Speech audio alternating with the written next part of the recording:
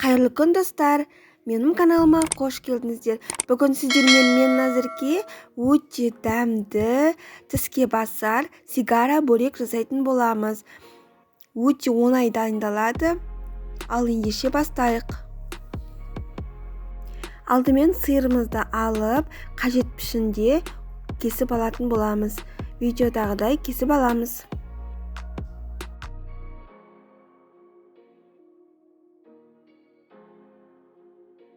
Енді менде 2 лаваш, осы 2 лавашымды 4-ке бөліп, пицца секілді кесіп алатын боламын.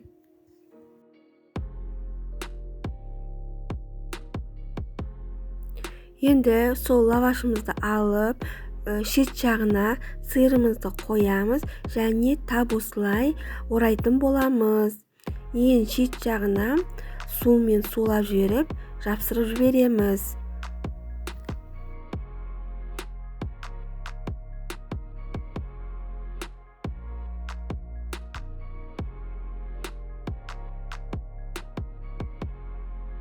Міне біздер сигара бөліктерімізді жасап болдық. Енді бізге 2 жұмыртқа және 1 шымшы тұз керек болады. Сөйтіп араластырып аламыз және бұл бізге қуыруға. Табамыздың астын жағып, шамамен 2 ас қасықтай шағыл май құятын боламыз. Табамыз қызды дегенде сигара бөліктерімізді жұмыртқамызға осылай аунатып, табамызға салып қуырып алатын боламыз.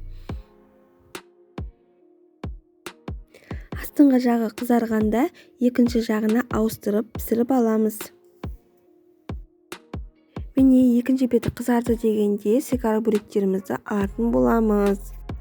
Міне достар, біздің сигара бөліктеріміз өте жылдам дайын болды. Бұл өте керемет, таңғы асқа пісіріп де болады. Ішіндегі сыры езіліп, керемет дәм береді.